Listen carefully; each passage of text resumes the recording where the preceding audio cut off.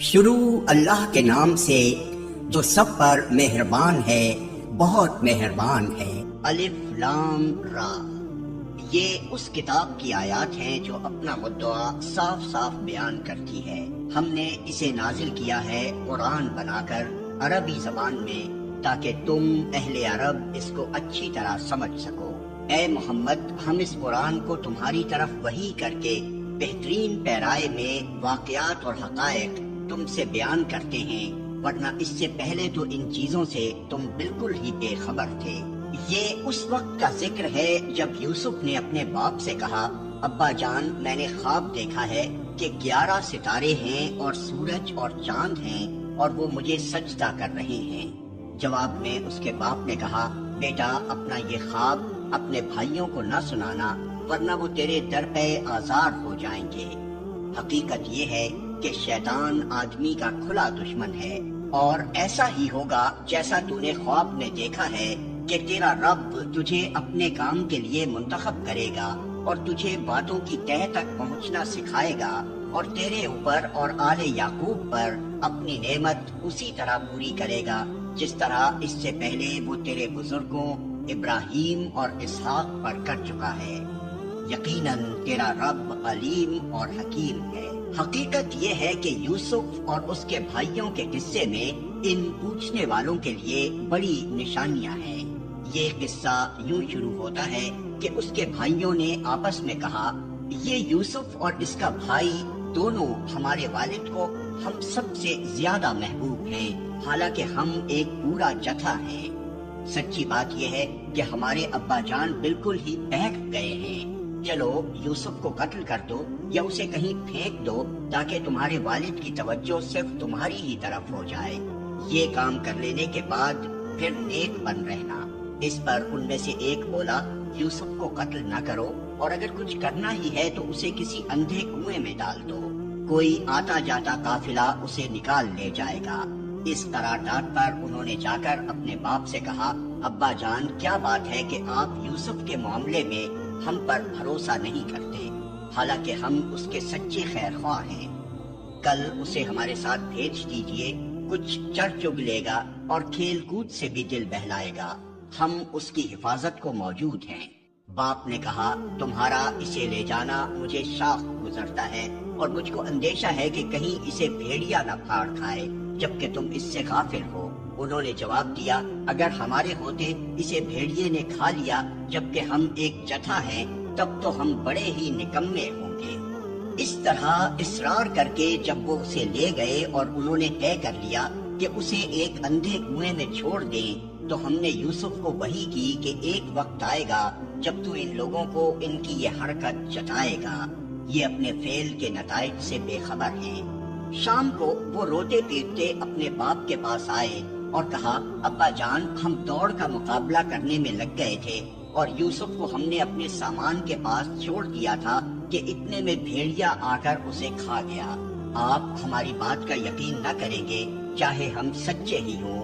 اور وہ یوسف کے قمیص پر جھوٹ موٹ کا خون لگا کر لے آئے تھے۔ یہ سن کر ان کے باپ نے کہا، بلکہ تمہارے نفس نے تمہارے لیے ایک بڑے کام کو آسان بنا دیا۔ اچھا، صبر کروں گا اور بخوبی کروں گا۔ جو بات تم بنا رہے ہو اس پر اللہ ہی سے مدد مانگی جا سکتی ہے۔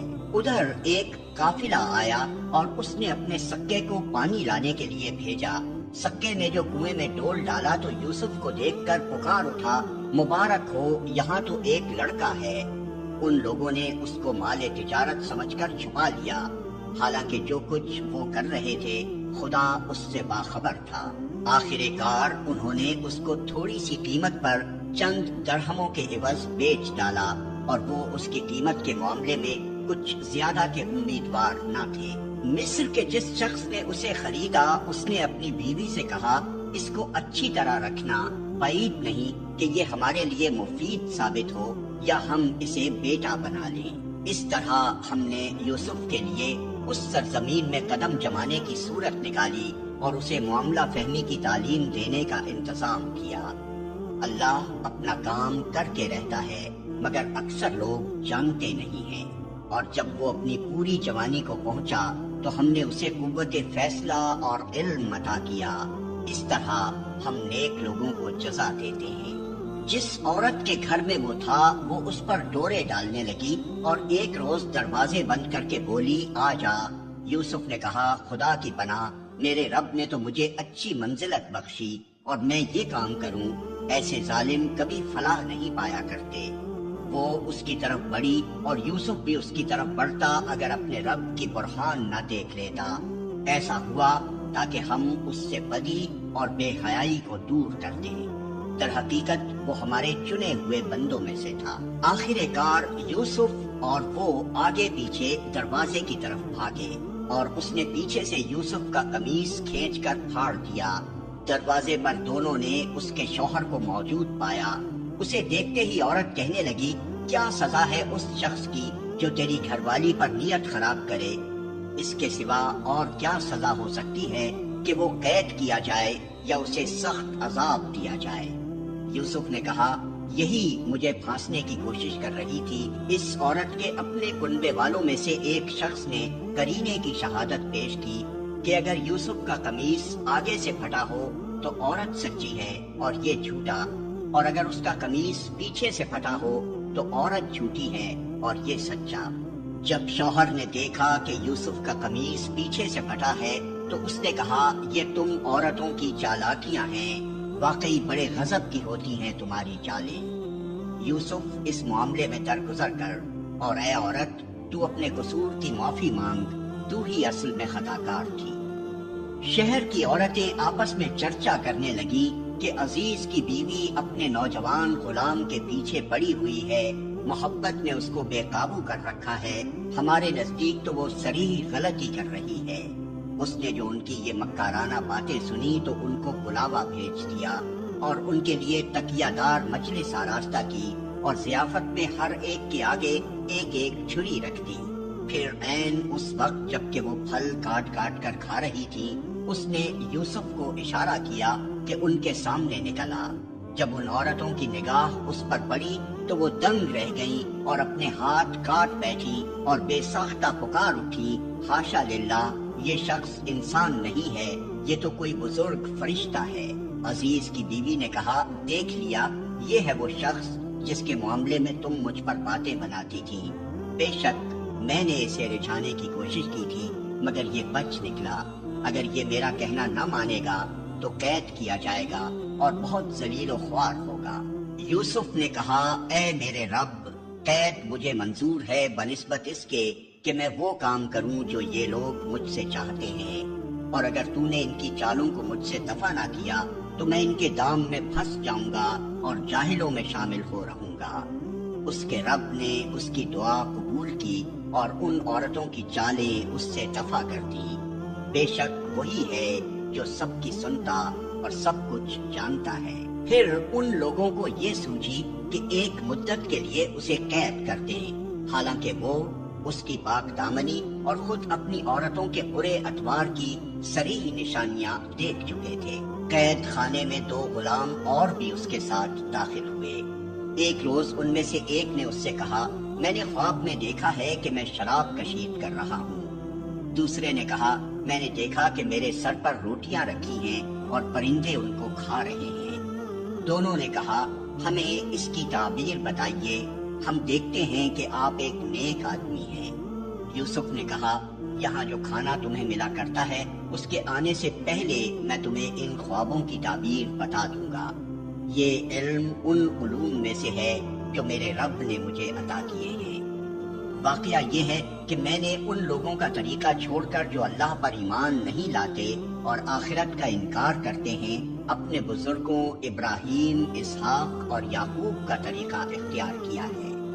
ہمارا یہ کام نہیں ہے کہ اللہ کے ساتھ کسی کو شریک ٹھہرائیں۔ در حقیقت یہ اللہ کا فضل ہے ہم پر اور تمام انسانوں پر کہ اس نے اپنے سوا کسی کا بندہ ہمیں نہیں بنایا، مگر اکثر لوگ شکر نہیں کرتے۔ اے زندہ کے ساتھیوں، تم خود ہی سوچو کہ بہت سے متفرق رب بہتر ہیں یا وہ ایک اللہ جو سب پر غالب ہے؟ اس کو چھوڑ کر تم جن کی بندگی کر رہے ہو وہ اس کے سوا کچھ نہیں ہے کہ بس چند نام ہیں جو تم نے اور تمہارے آباء و اجداد نے رکھ لیے ہیں۔ اللہ نے ان کے لیے کوئی سند نازل نہیں کی۔ فرما روائی کا اقتدار اللہ کے سوا کسی کے لیے نہیں ہے۔ اس کا حکم ہے کہ خود اس کے سوا تم کسی کی بندگی نہ کرو۔ یہی ٹھیٹ سیدھا طریقے زندگی ہے، مگر اکثر لوگ جانتے نہیں ہیں۔ اے زندہ کے ساتھیوں، تمہارے خواب کی تعبیر یہ ہے کہ تم میں سے ایک تو اپنے رب شاہ مصر کو شراب پلائے گا، رہا دوسرا تو اسے سولی پر چڑھایا جائے گا اور پرندے اس کا سر نوچ نوچ کر کھائیں گے۔ فیصلہ ہو گیا اس بات کا جو تم پوچھ رہے تھے۔ پھر ان میں سے جس کے متعلق خیال تھا کہ وہ رہا ہو جائے گا، اس سے یوسف نے کہا کہ اپنے رب شاہ مصر سے میرا ذکر کرنا، مگر شیطان نے اسے ایسا غفلت میں ڈالا کہ وہ اپنے رب شاہ مصر سے اس کا ذکر کرنا بھول گیا، اور یوسف کئی سال قید خانے میں پڑا رہا۔ ایک روز بادشاہ نے کہا، میں نے خواب میں دیکھا ہے کہ 7 موٹی گائیں ہیں جن کو 7 دبلی گائیں کھا رہی ہیں، اور اناج کی 7 بالیں ہری ہیں اور دوسری 7 سوکھی۔ اے اہل دربار، مجھے اس خواب کی تعبیر بتاؤ اگر تم خوابوں کا مطلب سمجھتے ہو۔ لوگوں نے کہا، یہ تو پریشان خوابوں کی باتیں ہیں اور ہم اس طرح کے خوابوں کا مطلب نہیں جانتے۔ ان 2 قیدیوں میں سے جو شخص بچ گیا تھا اور اسے ایک مدت دراز کے بعد اب بات یاد آئی، اس نے کہا، میں آپ حضرات کو اس کی تعبیر بتاتا ہوں، مجھے ذرا قید خانے میں یوسف کے پاس بھیج دیجیے۔ اس نے جا کر کہا، یوسف، اے سراپا راستی، مجھے اس خواب کا مطلب بتا کہ 7 موٹی گائیں ہیں جن کو 7 دبلی گائیں کھا رہی ہیں، اور 7 بالیں ہری ہیں اور 7 سوکھی۔ شاید کہ میں ان لوگوں کے پاس واپس جاؤں اور شاید کہ وہ جان لیں۔ یوسف نے کہا، 7 برس تک لگاتار تم لوگ کھیتی باڑی کرتے رہو گے۔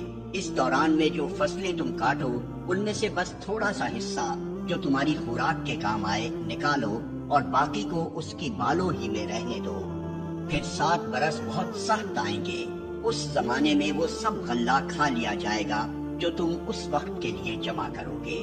اگر کچھ بچے گا تو بس وہی جو تم نے محفوظ کر رکھا ہو۔ اس کے بعد پھر 1 سال ایسا آئے گا جس میں باران رحمت سے لوگوں کی فریاد رسی کی جائے گی اور وہ رس نچوڑیں گے۔ بادشاہ نے کہا، اسے میرے پاس لاؤ۔ مگر جب شاہی فرستادہ یوسف کے پاس پہنچا تو اس نے کہا، اپنے رب کے پاس واپس جا اور اس سے پوچھ کہ ان عورتوں کا کیا معاملہ ہے جنہوں نے اپنے ہاتھ کاٹ لیے تھے۔ میرا رب تو ان کی مکاری سے واقف ہی ہے۔ اس پر بادشاہ نے ان عورتوں سے دریافت کیا، تمہارا کیا تجربہ ہے اس وقت کا جب تم نے یوسف کو رجھانے کی کوشش کی تھی؟ سب نے یک زبان ہو کر کہا، حاشا للہ، ہم نے تو اس میں بدی کا شائبہ تک نہ پایا۔ عزیز کی بیوی بول اٹھی، اب حق کھل چکا ہے، وہ میں ہی تھی جس نے اس کو پھسلانے کی کوشش کی تھی، بے شک وہ بالکل سچا ہے۔ یوسف نے کہا، اس سے میری غرض یہ تھی کہ عزیز یہ جان لے کہ میں نے در پردہ اس کی خیانت نہیں کی تھی، اور یہ کہ جو خیانت کرتے ہیں ان کی چالوں کو اللہ کامیابی کی راہ پر نہیں لگاتا۔ میں کچھ اپنے نفس کی برات نہیں کر رہا ہوں، نفس تو بدی پر اکساتا ہی ہے، الا یہ کہ کسی پر میرے رب کی رحمت ہو، بے شک میرا رب بڑا غفور و رحیم ہے۔ بادشاہ نے کہا، انہیں میرے پاس لاؤ تاکہ میں ان کو اپنے لیے مخصوص کر لوں۔ جب یوسف نے اس سے گفتگو کی تو اس نے کہا، اب آپ ہمارے ہاں قدر و منزلت رکھتے ہیں اور آپ کی امانت پر پورا بھروسہ ہے۔ یوسف نے کہا، ملک کے خزانے میرے سپرد کیجیے، میں حفاظت کرنے والا بھی ہوں اور علم بھی رکھتا ہوں۔ اس طرح ہم نے اس سرزمین میں یوسف کے لیے اقتدار کی راہ ہموار کی۔ وہ مختار تھا کہ اس نے جہاں چاہے اپنی جگہ بنائے۔ ہم اپنی رحمت سے جس کو چاہتے ہیں نوازتے ہیں۔ نیک لوگوں کا اجر ہمارے ہاں مارا نہیں جاتا، اور آخرت کا اجر ان لوگوں کے لیے زیادہ بہتر ہے جو ایمان لے آئے اور خدا ترسی کے ساتھ کام کرتے رہے۔ یوسف کے بھائی مصر آئے اور اس کے ہاں حاضر ہوئے۔ اس نے انہیں پہچان لیا مگر وہ اس سے ناآشنا تھے۔ پھر جب اس نے ان کا سامان تیار کروا دیا تو چلتے وقت ان سے کہا اپنے سوتیلے بھائی کو میرے پاس لانا، دیکھتے نہیں ہو کہ میں کس طرح پیمانہ بھر کر دیتا ہوں اور کیسا اچھا مہمان نواز ہوں۔ اگر تم اسے نہ لاؤ گے تو میرے پاس تمہارے لیے کوئی غلہ نہیں ہے، بلکہ تم میرے قریب بھی نہ پھٹکنا۔ انہوں نے کہا ہم کوشش کریں گے کہ والد صاحب اسے بھیجنے پر راضی ہو جائیں، اور ہم ایسا ضرور کریں گے۔ یوسف نے اپنے غلاموں کو اشارہ کیا کہ ان لوگوں نے غلے کے عوض جو مال دیا ہے وہ چپکے سے ان کے سامان ہی میں رکھ دو۔ یہ یوسف نے اس امید پر کیا کہ گھر پہنچ کر وہ اپنا واپس پایا ہوا مال پہچان جائیں گے یا اس فیاضی پر احسان مند ہوں گے، اور عجب نہیں کہ پھر پلٹے۔ جب وہ اپنے باپ کے پاس گئے تو کہا ابا جان، آئندہ ہم کو غلہ دینے سے انکار کر دیا گیا ہے، لہٰذا آپ ہمارے بھائی کو ہمارے ساتھ بھیج دیجئے تاکہ ہم غلہ لے کر آئیں، اور اس کی حفاظت کے ہم ذمہ دار ہیں۔ باپ نے جواب دیا کیا میں اس کے معاملے میں تم پر ویسا ہی بھروسہ کروں جیسا اس سے پہلے اس کے بھائی کے معاملے میں کر چکا ہوں؟ اللہ ہی بہتر محافظ ہے اور وہ سب سے بڑھ کر رحم فرمانے والا ہے۔ پھر جب انہوں نے اپنا سامان کھولا تو دیکھا کہ ان کا مال بھی انہیں واپس کر دیا گیا ہے۔ یہ دیکھ کر وہ پکار اٹھے ابا جان اور ہمیں کیا چاہیے، دیکھیے یہ ہمارا مال بھی ہمیں واپس دے دیا گیا ہے، بس اب ہم جائیں گے اور اپنے اہل و عیال کے لیے رسد لے آئیں گے، اپنے بھائی کی حفاظت بھی کریں گے اور ایک بار شتر اور زیادہ بھی لے آئیں گے، اتنے غلے کا اضافہ آسانی کے ساتھ ہو جائے گا۔ ان کے باپ نے کہا میں اس کو ہرگز تمہارے ساتھ نہ بھیجوں گا جب تک کہ تم اللہ کے نام سے مجھ کو پیمان نہ دے دو کہ اسے میرے پاس ضرور واپس لے کر آؤ گے، الا یہ کہ کہیں تم گھیر ہی لیے جاؤ۔ جب انہوں نے اس کو اپنے اپنے پیمان دے دیے تو اس نے کہا دیکھو ہمارے اس قول پر اللہ نگہبان ہے۔ پھر اس نے کہا میرے بچوں، مصر کے دارالسلطنت میں ایک دروازے سے داخل نہ ہونا بلکہ مختلف دروازوں سے جانا، مگر میں اللہ کی مشیت سے تم کو نہیں بچا سکتا، حکم اس کے سوا کسی کا بھی نہیں چلتا، اسی پر میں نے بھروسہ کیا اور جس کو بھی بھروسہ کرنا ہو اسی پر کرے۔ اور واقعہ بھی یہی ہوا کہ جب وہ اپنے باپ کی ہدایت کے مطابق شہر میں متفرق دروازوں سے داخل ہوئے تو اس کی یہ احتیاطی تدبیر اللہ کی مشیت کے مقابلے میں کچھ بھی کام نہ آ سکی۔ ہاں بس یعقوب کے دل میں جو ایک کھٹک تھی اسے دور کرنے کے لیے اس نے اپنی سی کوشش کر لی۔ بے شک وہ ہماری دی ہوئی تعلیم سے صاحب علم تھا، مگر اکثر لوگ معاملے کی حقیقت کو جانتے نہیں ہیں۔ یہ لوگ یوسف کے حضور پہنچے تو اس نے اپنے بھائی کو اپنے پاس الگ بلا لیا اور اسے بتا دیا کہ میں تیرا وہی بھائی ہوں جو کھویا گیا تھا، اب تو ان باتوں کا غم نہ کر جو یہ لوگ کرتے رہے ہیں۔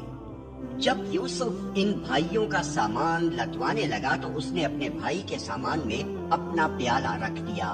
پھر ایک پکارنے والے نے پکار کر کہا اے قافلے والو، تم لوگ چور ہو۔ انہوں نے پلٹ کر پوچھا تمہاری کیا چیز کھوئی گئی؟ سرکاری ملازموں نے کہا بادشاہ کا پیمانہ ہم کو نہیں ملتا، اور ان کے جمعدار نے کہا جو شخص لا کر دے گا اس کے لیے ایک بار شتر انعام ہے، اس کا میں ذمہ لیتا ہوں۔ ان بھائیوں نے کہا خدا کی قسم تم لوگ خوب جانتے ہو کہ ہم اس ملک میں فساد کرنے نہیں آئے ہیں اور ہم چوریاں کرنے والے لوگ نہیں ہیں۔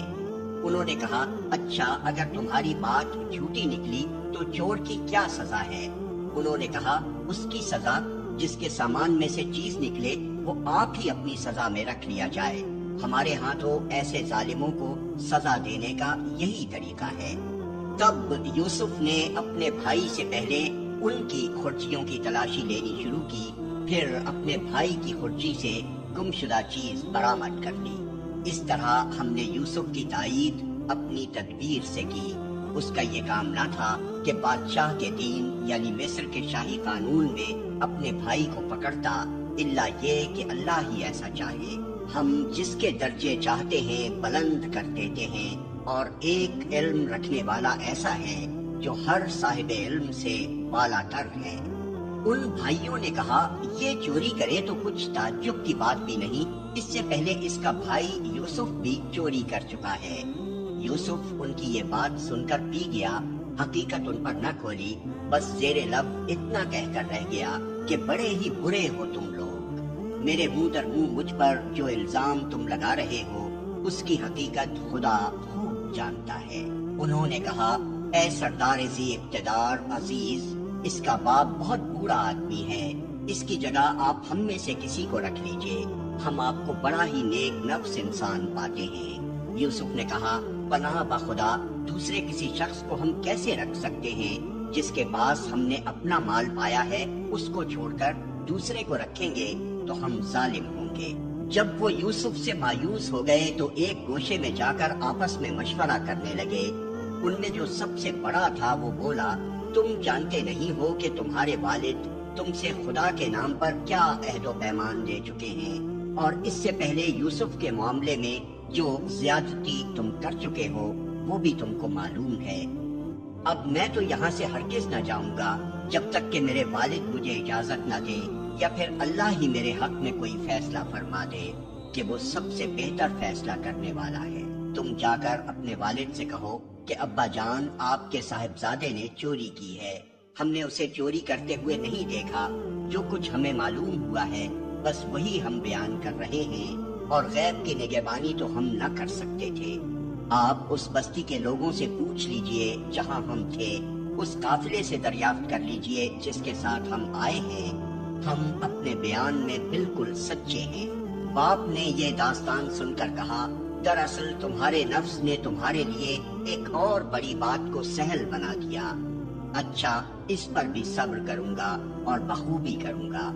کیا وعید ہے کہ اللہ ان سب کو مجھ سے لا ملائے، وہ سب کچھ جانتا ہے اور اس کے سب کام حکمت پر مبنی ہیں۔ پھر وہ ان کی طرف سے منہ پھیر کر بیٹھ گیا اور کہنے لگا کہ ہائے یوسف۔ وہ دل ہی دل میں غم سے گھٹا جا رہا تھا اور اس کی آنکھیں سفید پڑ گئی تھیں۔ بیٹوں نے کہا، خدا را، آپ تو بس یوسف ہی کو یاد کیے جاتے ہیں، نوبت یہ آ گئی ہے کہ اس کے غم میں اپنے آپ کو بھلا دیں گے یا اپنی جان ہلاک کر ڈالیں گے۔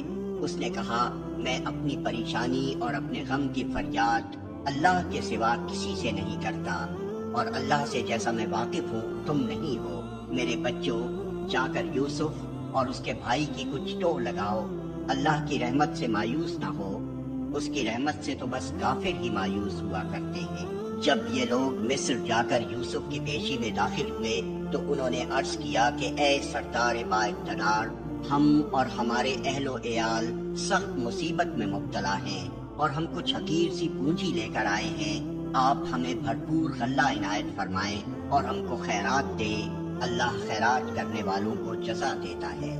یہ سن کر یوسف سے نہ رہا گیا، اس نے کہا، تمہیں کچھ یہ بھی معلوم ہے کہ تم نے یوسف اور اس کے بھائی کے ساتھ کیا کیا تھا جبکہ تم نادان تھے؟ وہ چونک کر بولے، ہائے، کیا تم یوسف ہو؟ اس نے کہا، ہاں میں یوسف ہوں اور یہ میرا بھائی ہے، اللہ نے ہم پر احسان فرمایا۔ حقیقت یہ ہے کہ اگر کوئی تقوی اور صبر سے کام لے تو اللہ کے ہاں ایسے نیک لوگوں کا اجر مارا نہیں جاتا۔ انہوں نے کہا، بخدا کہ تم کو اللہ نے ہم پر فضیلت بخشی اور واقعی ہم خطا کار تھے۔ اس نے جواب دیا، آج تم پر کوئی گرفت نہیں، اللہ تمہیں معاف کرے، وہ سب سے بڑھ کر رحم فرمانے والا ہے۔ جاؤ، میرا یہ قمیص لے جاؤ اور میرے والد کے منہ پر ڈال دو، ان کی بینائی پلٹ آئے گی، اور اپنے سب اہل و عیال کو میرے پاس لے آؤ۔ جب یہ قافلہ مصر سے روانہ ہوا تو ان کے باپ نے کنعان میں کہا، میں یوسف کی خوشبو محسوس کر رہا ہوں، تم لوگ کہیں یہ نہ کہنے لگو کہ میں بڑھاپے میں سٹیا گیا ہوں۔ گھر کے لوگ بولے، خدا کی قسم آپ ابھی تک اپنے اسی پرانے خبت میں پڑے ہوئے ہیں۔ پھر جب خوشخبری لانے والا آیا تو اس نے یوسف کا قمیص یعقوب کے منہ پر ڈال دیا اور یکا یک اس کی بینائی اوت کر آئی۔ تب اس نے کہا، میں تم سے کہتا نہ تھا، میں اللہ کی طرف سے وہ کچھ جانتا ہوں جو تم نہیں جانتے۔ سب بول اٹھے، ابا جان، آپ ہمارے گناہوں کی بخشش کے لیے دعا کریں، واقعی ہم خطا کار تھے۔ اس نے کہا، میں اپنے رب سے تمہارے لیے معافی کی درخواست کروں گا، وہ بڑا معاف کرنے والا اور رحیم ہے۔ پھر جب یہ لوگ یوسف کے پاس پہنچے تو اس نے اپنے والدین کو اپنے ساتھ بٹھا لیا اور اپنے سب کنبے والوں سے کہا چلو اب شہر میں چلو، اللہ نے چاہا تو امن چین سے رہو گے۔